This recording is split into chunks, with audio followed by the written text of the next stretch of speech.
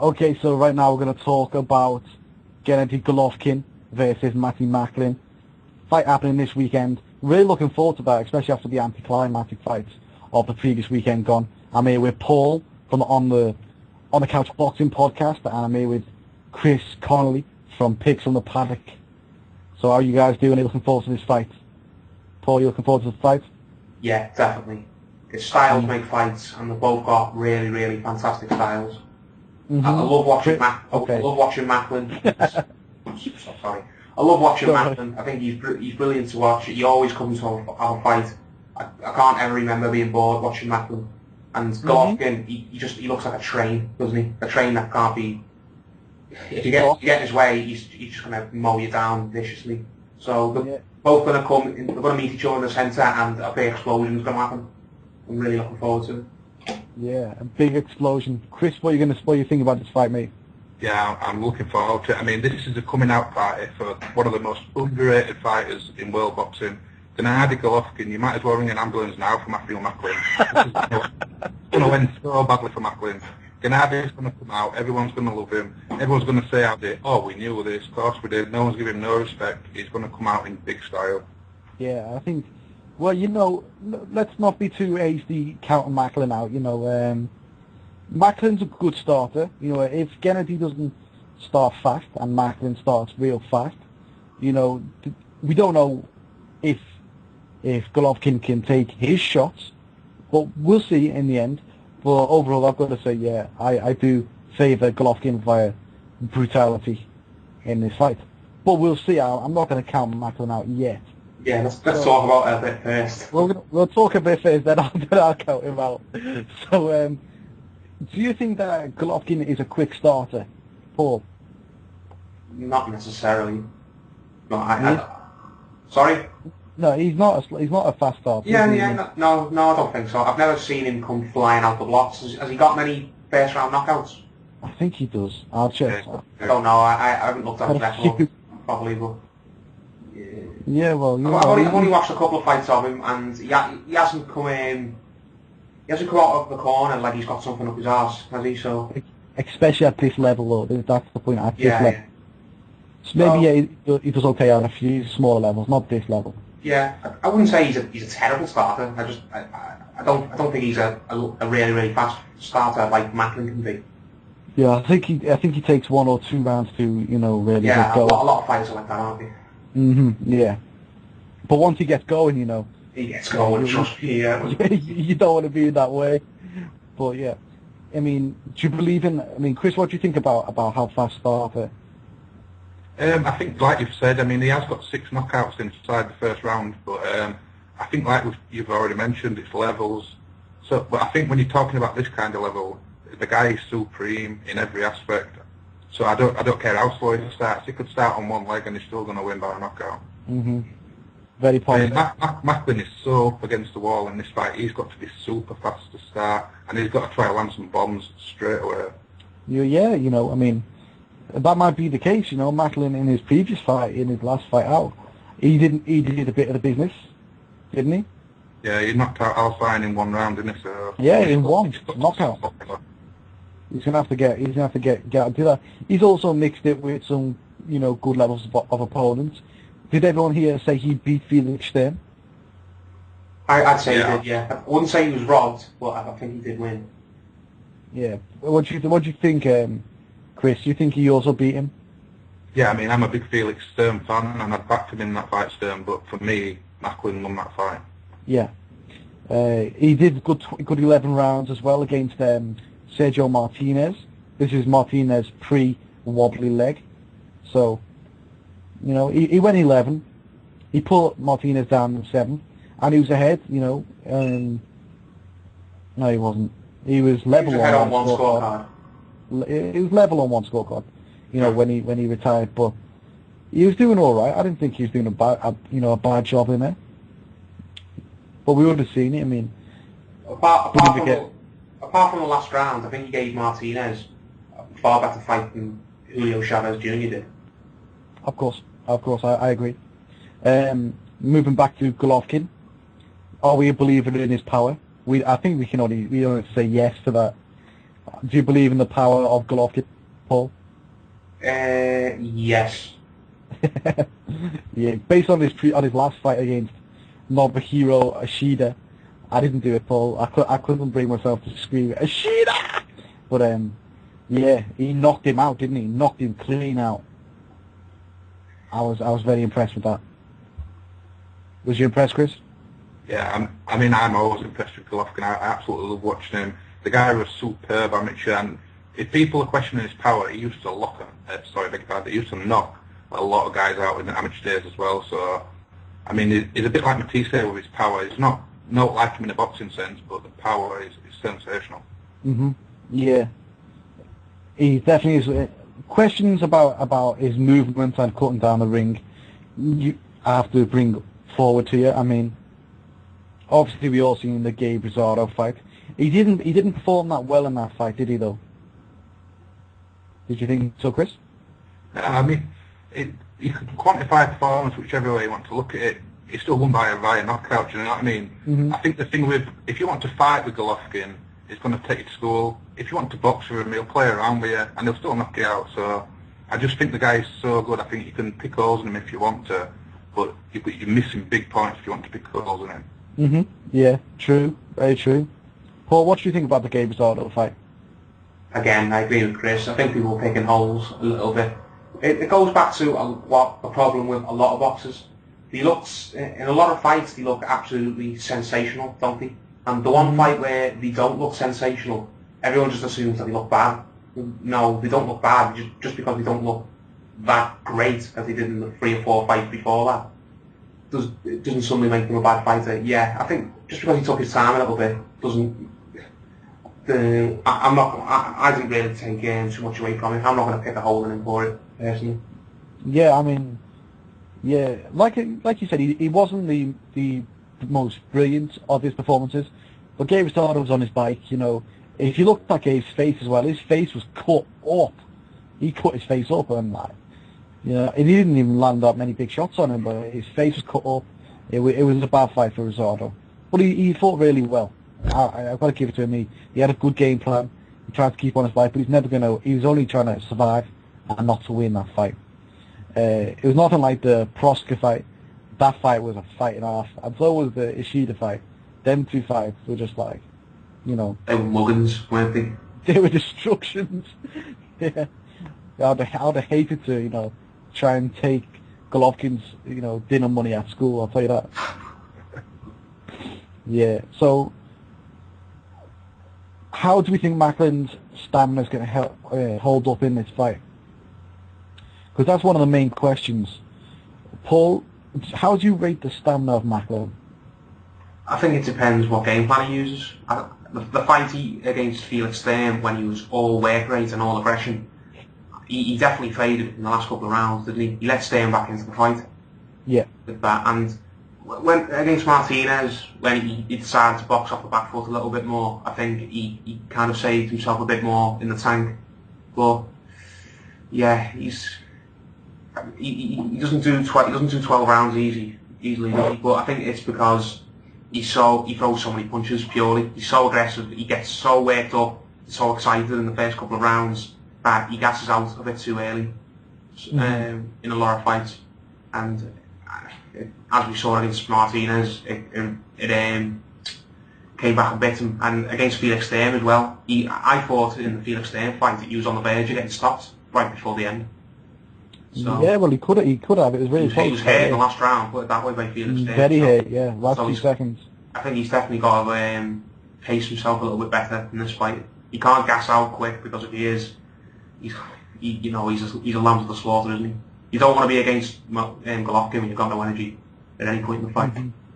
Yeah, that's true. You don't want to be like that. Chris, what do you think about the stamina of the match? Yeah. This has been an issue going back way in his career. When he fought with Jamie Moore, he was doing okay against Jamie Moore, but I thought he was gassing badly in that fight. I think the Felix Sturm fight was a brilliant performance, and for me, he won the fight. But if you watch at the end, I think that took so much out of his legs, because in his very next fight with Sergio Martinez, he didn't throw a lot of punches in the Martinez fight. He boxed, he was on the back foot, and he was tired by the time he got taken out. When he quit in the school or whatever. So stamina is a big issue in this fight because you don't want to be running from Golovkin all fight. It's true, stamina is one of the things that you need in spades if you're going to be a boxer, especially if you're fighting someone like, Golovkin. You need to be on the move really quickly. Yeah. Just another fight to bring in, Do you remember when, what was his name? Matisse was fighting against Peterson, and Peterson was on the move a lot, right? Now the thing about that was, I knew that was never going to last. It would have lasted for I thought it would have lasted for at least 4 rounds, maybe 5 rounds, but then after those rounds, he would have been shattered because he was moving too fast. And his stamina, I've got question marks over his stamina because of his history with performance-enhancing drugs. They do help your stamina, and now he was off them.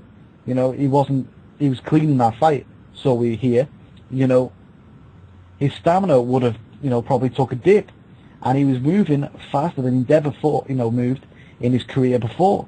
And Matty Macklin's gonna have to, move real fast. And the thing that could end up happening is, just like Peterson was, at some point he's gonna get tired and go, I can't run from him anymore. I'm gonna have to stand the fight now. And if that's early on in the fight, I've got nothing else to say. It's going to be lights out. He's going to be finding himself sitting there, counting the stars. There's another point to this now. When you defensively, the defensive movement of a guy using his stamina like that, there's also mental fatigue look into it. Because, you're continuously trying to avoid being hit. That can tire you out just as much as moving can. You've got to be so disciplined to have a game style like that. This is why guys like Floyd Mayweather is so good, because his mental discipline, his fitness in his head is brilliant. Just moving on to that, Chris, do you think that he has the mental, what's the word, determination to stick to that game plan and not let go of it?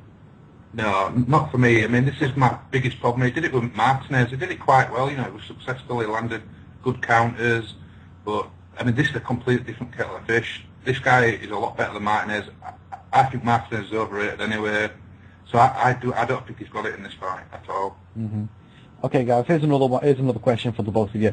Do you think that Matthew Macklin's best style of fighting is the back foot way he fought against the basic boxing, the way that he fought against Martinez, or the up in your face, I'm going to pressure you, and I'm going to land a lot of shots that he did against Felix Sturm? Which is his best style?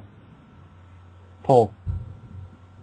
I think it depends who he's fighting. Again, what would be the best style for him against Golovkin? Which one do you think he's most comfortable doing? Most comfortable? Oh, definitely coming forward. Because being aggressive, because he's a hot-headed guy, isn't he? Hot-headed in the sense that he's a warrior. He's a fighting Irishman, isn't he? He likes coming forward and he likes having a scrap. He's not a bot. He's very good at it when he does it, but he's not naturally a boxer like a Floyd Mayweather or someone like that, a back foot boxer who thinks a lot about what he's doing. He's just one of these guys who loves to come forward and have a tear up, sort of thing. A fighting Irishman in every sense. Yeah, that's true. Chris, what do you think? Which style is most comfortable for Matthew Macklin?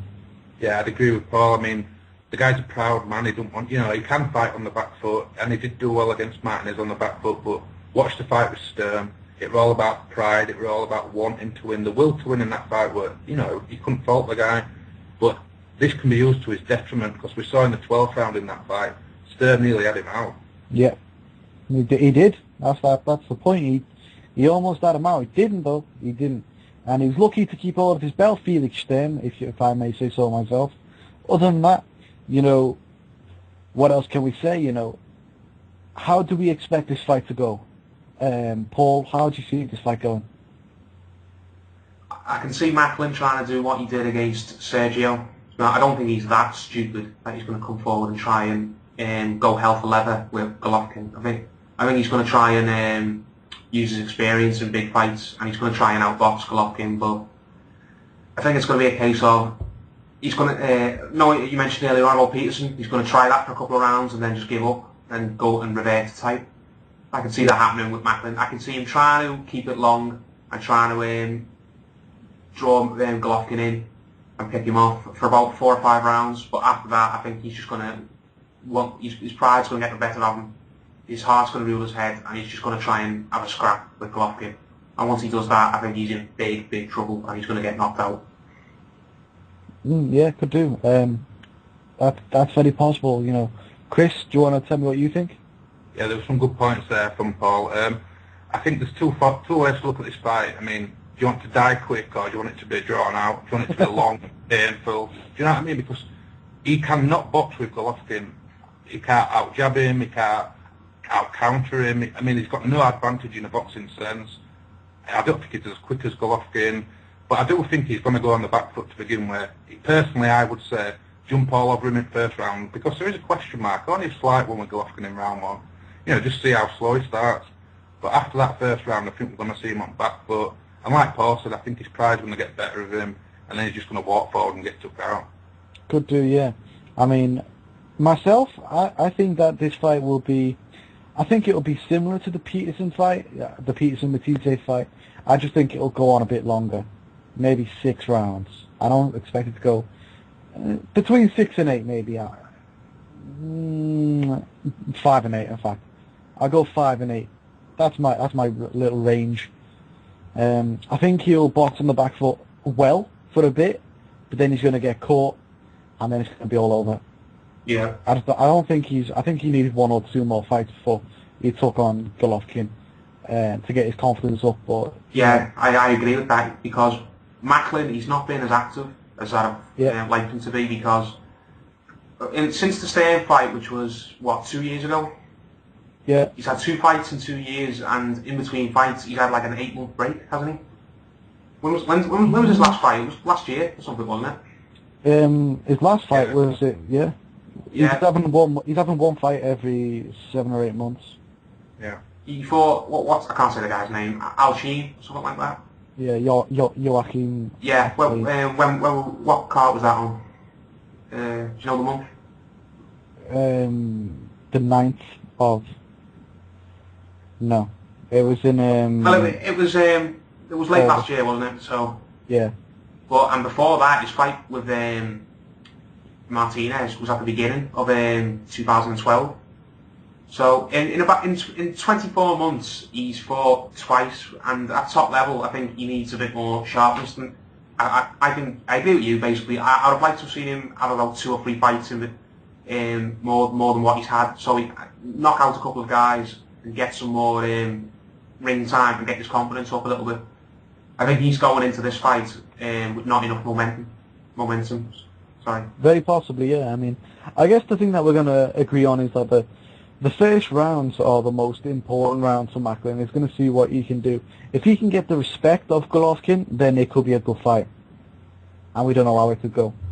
If he cannot get the respect of Golovkin, then it's only going one way, and that's a Golovkin KO. And if Golovkin gets off first, also a Golovkin KO. You know. Yeah. See, that's the biggest factor in this fight. If Macklin somehow can get the respect of Golovkin, if Golovkin respects him just a little bit, maybe it'll go 7 or 8 rounds. But I mean, he's got to land something early to let Golovkin know he's here for a fight. You know, if he wants to be reckless and crude or just go running, Golovkin's not going to be bothered. He's going to take him out either which way. So he's got to land something big, Macklin. He's got to be strong, but he's not got to be reckless, if you know what I mean. Yeah. Yeah. Definitely. Prediction? Do you want to know our predictions? Yeah, predictions. What's your prediction then, Paul? I think Macklin's going to try and stick to a game plan and outbox him for a couple of rounds. And I think, again, his heart's going to rule his head. He's going to come forward, and I think he's, after a certain amount of time, in the middle rounds, and I think he's just going to get popped and blown out. I'll go for a 6-round KO for Golovkin. 6 rounds. 6 round, yeah. I think the first 3 or 4, he'll try and outbox him, and then around the 5th or the 6th, he's going to start coming forward. And once he starts coming forward, I can't see it lasting long, to be honest. Yeah. Chris, what's your prediction? Yeah, I mean, I don't dislike Macklin, but I mean, he's going to get seriously mashed up in this fight. I think Golovkin will take him out inside 3 rounds. I think first time he catches him, you'll see how good Golovkin is when he gets somebody hurt. He does not miss, and he will take him out. Yeah, we will see. I mean, I'm going to say round 5. I'm going to say round 5 knockout for Macklin. No, I'm not. For Golovkin. So Golovkin wins knockout round 5.